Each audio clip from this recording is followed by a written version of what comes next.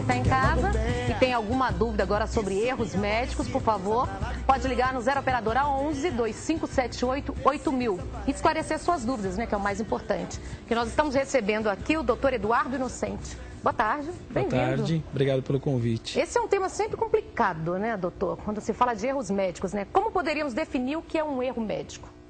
Nós temos aí, na verdade, que distinguir o erro médico na situação de uma cirurgia embelezadora, né, o estético, e, na verdade, o de uma cirurgia reparadora, o que, naturalmente, se tem uma diferença quanto à questão do resultado. Então, sempre quando eu vou procurar um médico com uma situação de, por exemplo, fazer uma plástica, melhorar o meu nariz ou colocar uma prótese de silicone, esse médico ele tem uma obrigação de resultado. Ou seja, o resultado esperado, a expectativa do paciente deve ser cumprida. Por exemplo, se eu tenho uma situação onde a pessoa, numa situação de emergência, perdeu um dedo, né, e vai a um hospital numa situação de urgência, o médico não tem essa obrigação de resultado e sim de meio. Fazer o máximo que ele puder para reparar aquela situação. Né? Então, nós temos que primeiro distinguir dessa forma. E a questão da responsabilidade... Seria mais ou menos separando a parte estética, cirurgias estéticas, né, que é tudo voltado para a beleza, e na área médica mesmo. Na área médica, reparadora. Reparadora, né? E qual que mais procura os advogados hoje? A estética ainda ganha? A estética, sim. Até porque, na verdade, o mercado de consumo, ele acaba trazendo muitas ofertas sugestivas às pessoas procurarem... Muitas promessas, né? Exatamente. Promessas no sentido de procurarem a melhoria na estética, né? E nem sempre todos os profissionais, eles estão qualificados para poder dar uma resposta satisfatória ao cliente, né? Ao paciente, no caso. É que no caso também as pessoas, às vezes, vão muito por preço, né, doutor? Isso. Não checam antes, não investigam para saber se são médicos conceituados, né, se tem uma história, se tem um histórico, e procura ver resultados mesmo, né? Então, vai em qualquer clínica, vai em qualquer lugar, sem informações, e depois acontece o que a gente tem visto muito, que é um verdadeiro estrago, né? Exatamente. As pessoas saem de lá deformadas. E neste caso, como deve recorrer? Onde procurar?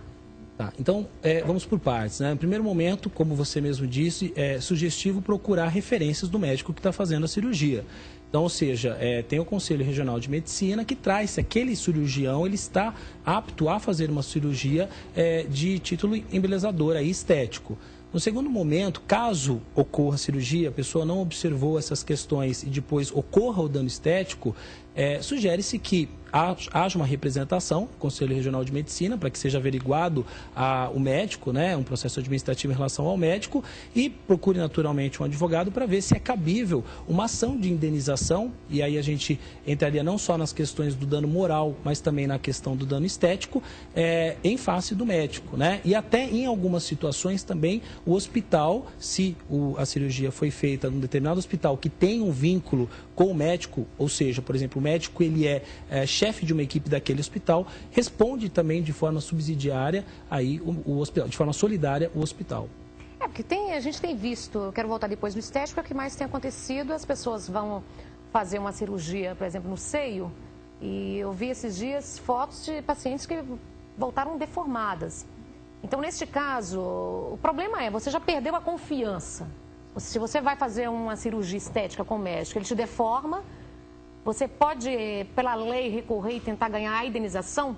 Porque o que muitos alegam é tentar refazer a cirurgia, né? Sim, aí o que acontece é que, na verdade, as pessoas que estão com essa impressão de que aquele médico já não tem a credibilidade suficiente para fazer o serviço novamente, né, procurar um outro profissional que possa aí reparar esse dano que foi causado pelo médico e, eventualmente, cobrar esses custos que se teve com esse profissional do médico que causou o prejuízo. Mesma linha. Alô?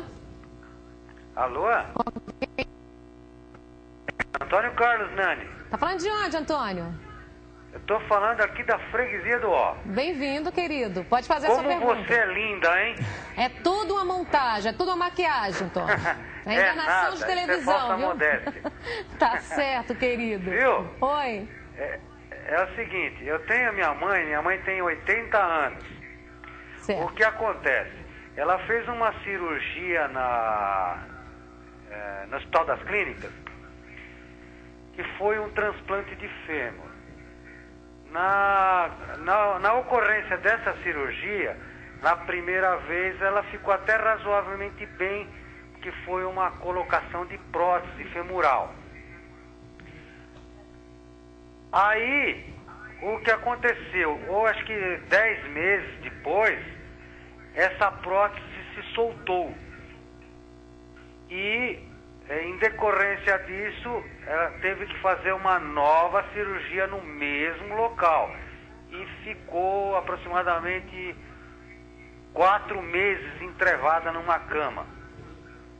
Conclusão, quando houve o restabelecimento dela,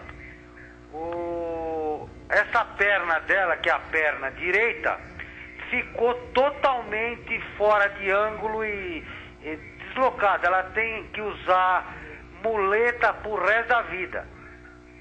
E o que acontece? A gente não teve como processar o médico ou fazer alguma coisa contra esse médico, porque ela, embora tenha 80 anos, ela é muito lúcida, ela gosta de fazer todas as coisas dela dentro de casa e ficou por isso mesmo. A gente não sabe o que fazer para poder acionar esse médico que fez esse serviço, vamos dizer assim, de açougueiro nela. O que recorrer? Como recorrer? Onde recorrer nessa situação, doutor? Tá, então vamos lá, né? Só para a gente dar alguns parâmetros, a questão da lucidez dela pegar e ter todas as atividades dela não impeça que ela vá exercer os seus direitos. No que diz respeito à questão dessa situação, precisaria ser verificado o pós-operatório, se ele foi feito direitinho, com todo o direcionamento do médico. Caso, com certeza, sim. Vamos supor que não tenha sido feito, né? Que tenha sido feito, melhor dizendo. Havendo o pós-operatório de uma forma regular, essa pessoa carente de recurso, que eventualmente não sabe qual o direcionamento que dá, não tem, por exemplo, condições de procurar um advogado particular, pode recorrer à assistência judiciária. O Estado fornece um advogado de forma gratuita, né, para todos aqueles que comprovarem que não têm condições financeiras para a contratação de um. Onde né? que recorre? Nos fóruns, os fóruns, na verdade, eles têm as comarcas, né, e agora a Procuradoria-Geral da Justiça. Então, cada pessoa que tem essa dúvida deve procurar o fórum local, da onde reside, e perguntar aonde fica, porque certamente será nas proximidades, a casa do advogado que estará dando o direcionamento adequado para essas pessoas. Então não existe isso de idade, independente se a pessoa ainda consegue andar? Não. O que existe é assim, para assistência judiciária, para se obter a assistência judiciária, comprovar a situação de miserabilidade. Miserabilidade no sentido de que... Quantos salários mínimos você tem que ser... Por exemplo, se você ganha 3 salários mínimos, 2 salários mínimos...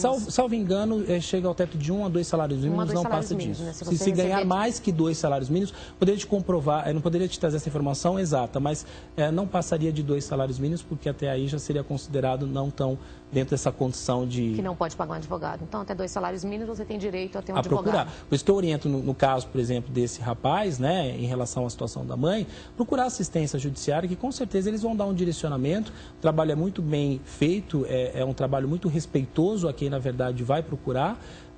E aí, havendo a possibilidade, mediante todo o instrumento probatório que ele trouxer, será indicado e nomeado um advogado para defender seus interesses. Doutor, nesses casos desses hospitais públicos, quando acontece o erro nos hospitais públicos, fica mais difícil, né, mover esse processo. A quem processar? O Estado?